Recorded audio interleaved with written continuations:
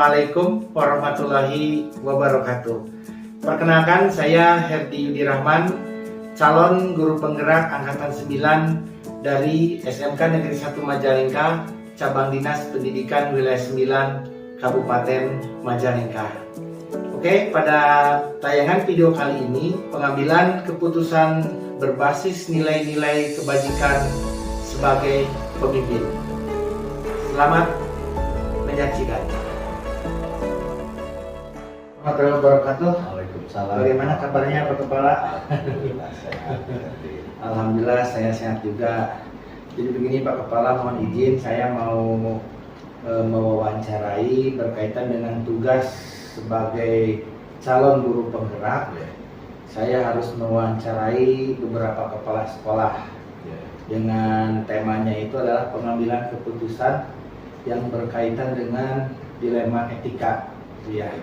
Nah, Pak Kepala, ada beberapa pertanyaan, tapi kita sambil santai aja ya Pak Kepala ya. Oke. Mohon izin. Jadi Pak Kepala sekarang berdinas di Saya di SMP Negeri 5 Majalengka. waktu kita ketemu dulu di SMP 1 SMP 2 Ligung. SMP 2 Lidung ya. Sekarang Bapak berdinas di SMP 5 Majalengka. Oke. Jadi begini Pak Kepala, ini berkaitan dengan pengambilan keputusan ini berdasarkan paradigma dilema etika. Jadi ada beberapa pertanyaan karena ini yang lebih paham tentunya adalah pengambil kebijakan.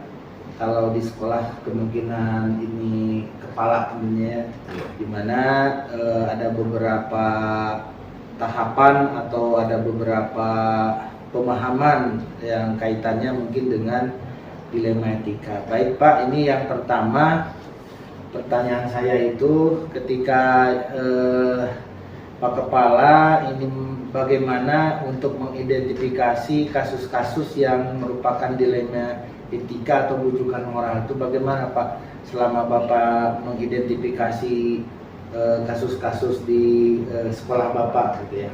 Ya. Jadi memang betul ya, kita dalam sekolah sebagai manajer dan pengambil keputusan itu sering sekali di lapangan menemukan hal seperti ini. Entah itu dilema etika ataupun rujukan moral. Nah, berkaitan dengan pertanyaan tadi, bagaimana mengidentifikasinya? Saya lihat dari awalnya dulu. Betul. Ini datangnya dari mana, kemudian kepentingan apa. Biasanya kalau yang namanya rujukan moral ini dibalik kepentingan tersebut ada apa? Iya. Itu jadi kita bisa tahu. Jadi mengidentifikasikan seperti itu. Tetapi kalau dilema etika biasanya kita agak sulit nih untuk memutuskannya. Karena pada akhirnya nanti ini antara benar dan benar tadi ya. Nah, akhirnya saya lebih berpikir di langkah pengambilan keputusan itu ya, diidentifikasinya mana yang lebih memberi kemaslahatan. Gitu ya. Baik ini merupakan satu tips juga untuk pengetahuan bagi saya ya Pak Kepala. Kemudian ini Pak Kepala di dalam menjalankan tugas gitu ya sebagai kepala sekolah, pengambilan keputusan tersebut ini terutama untuk kasus-kasus di mana ada dua kepentingan yang sama-sama benar tadi yang disampaikan oleh Pak Kepala di pertanyaan pertama, atau sama-sama mengandung nilai kebajikan, itu bagaimana ini cara pengambilan keputusannya itu? Ya, baik. Nah tadi ya memang betul, berarti dilema etika ini agak sulit gitu. Betul, ya. jadi dengan bertabrakan gitu. Ya, berbeda dengan tadi bujukan moral. Kalau bujukan moral kan jelas ya, salah versus benar. Betul. Kalau ini benar dan benar.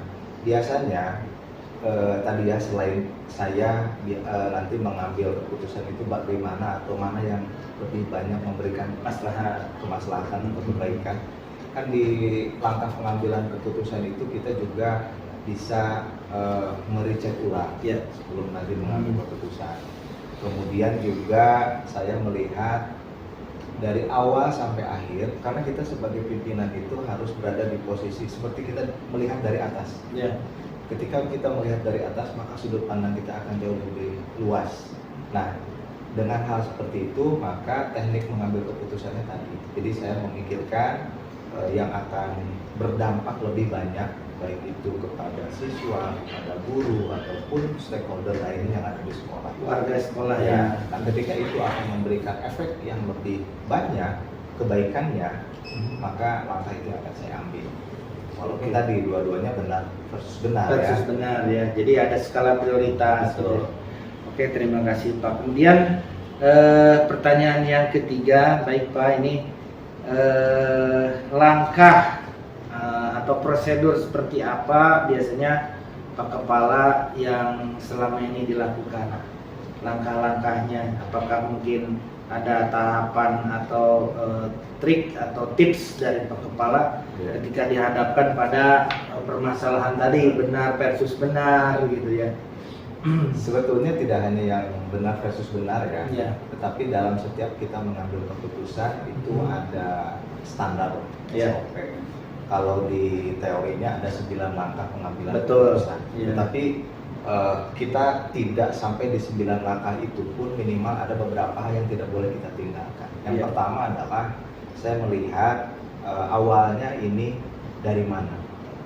Nah, yang pertama itu. Kemudian biasanya sebelum mengambil keputusan saya mengecek kebenarannya, gitu ya. Nanti yang ketiga saya juga mengecek akan berdampak seperti apa tadi ya, kemaslahatannya bagi orang banyak.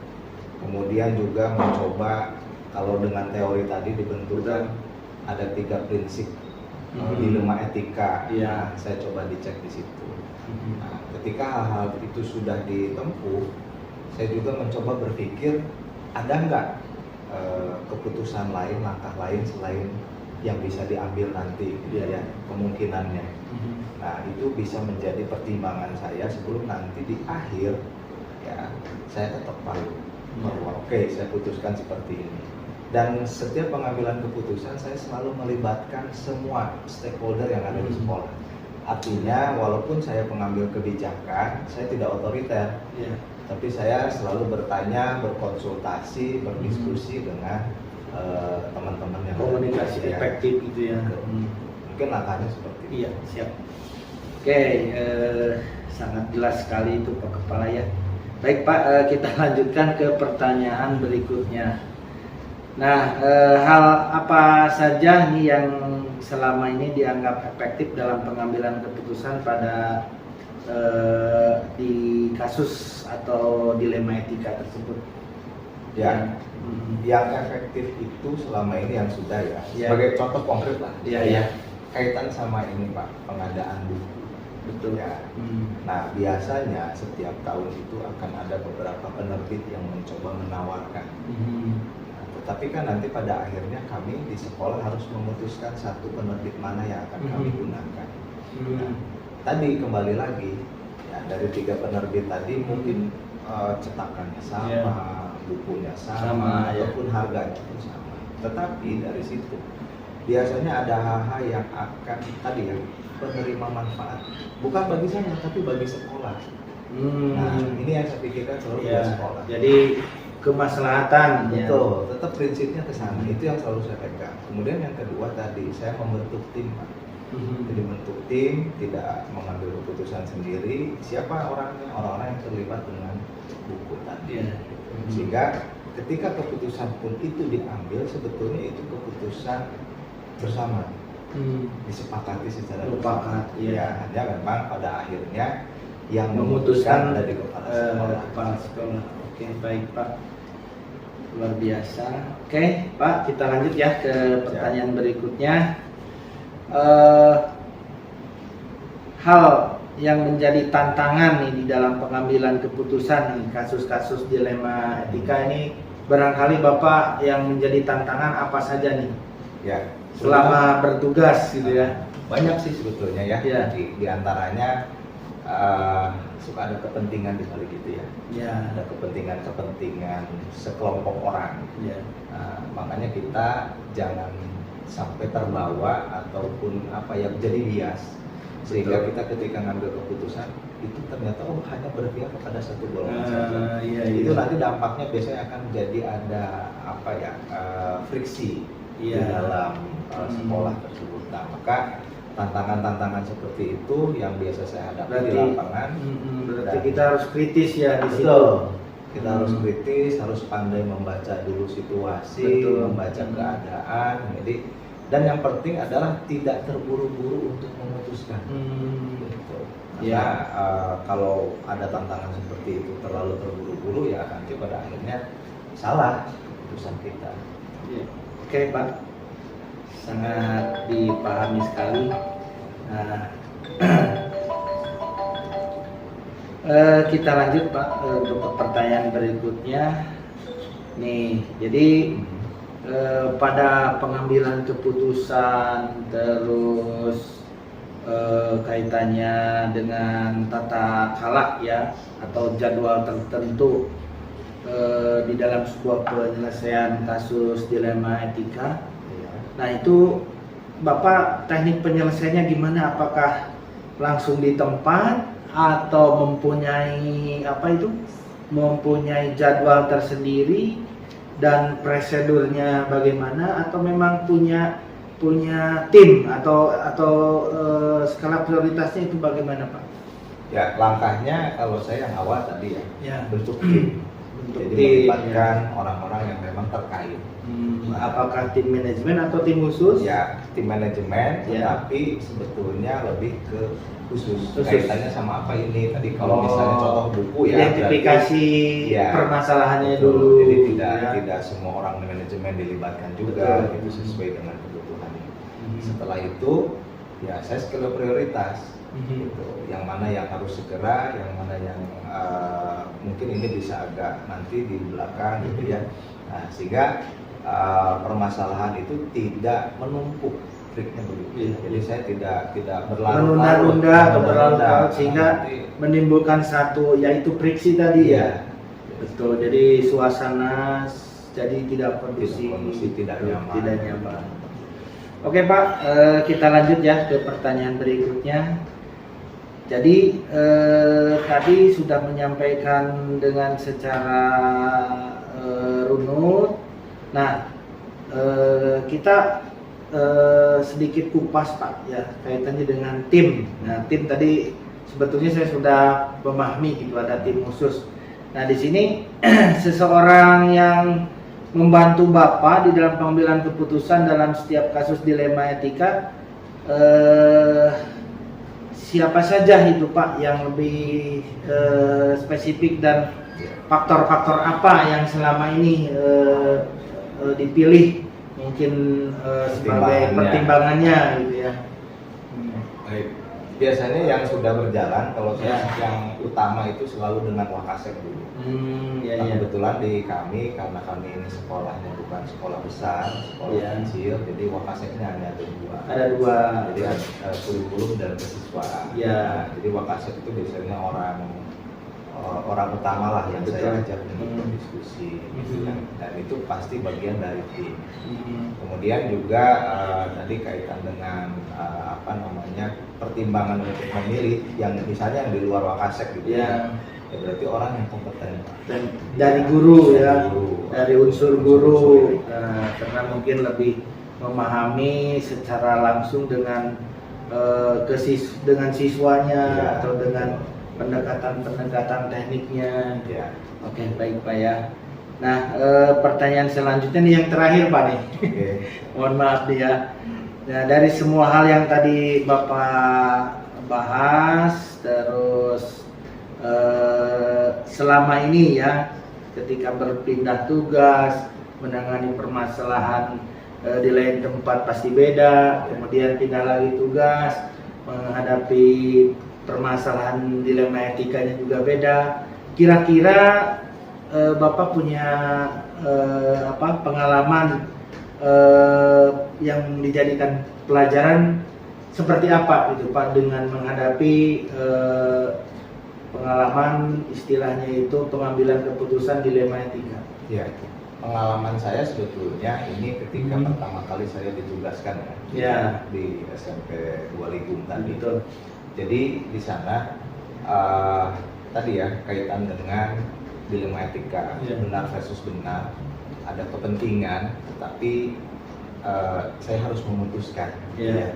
Nah, maka saya pengalamannya pada saat itu ya membentuk tim, ya kemudian dari tim saya buka semua, termasuk yang punya kepentingan juga saya tanya dulu. Iya. Karena mungkin tadinya budayanya sudah terbentuk seperti Iya, itu. betul. Rata-rata sudah ada budaya kultur Iya, di sudah ada kultur. lingkungan sekolah masing-masing gitu Ketika ya. saya datang, saya mencoba membuat sebuah perubahan-perubahan, mereka kan agak kaget gitu ya dengan kultur yang baru. Maka saya ajak berdiskusi, saya buka pengalaman saya seperti itu.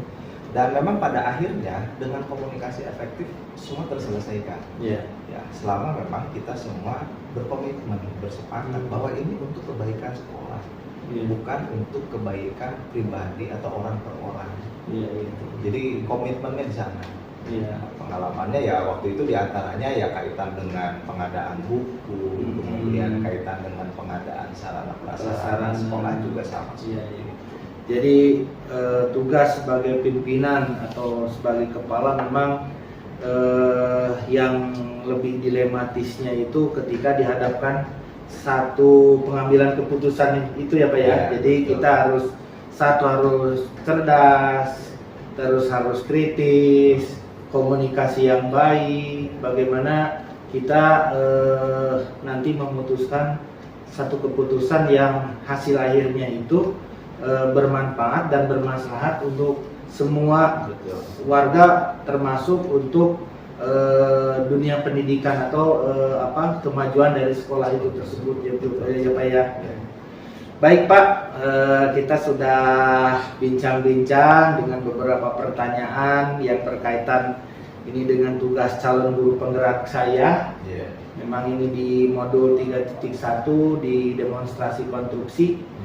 Dan saya mengucapkan hatur nuhun, terima kasih sudah artinya saya sudah dibantu oleh Pak Kepala. Oke Pak, demikian bincang-bincang dengan saya, mohon izin, terima kasih. Sama-sama. Ya, terima kasih Pak. Assalamualaikum warahmatullahi wabarakatuh. Harus mewawancari kepala sekolah. Jadi saya terima kasih sekali dibantu Pak. Ini saya minum Pak ya. Siap.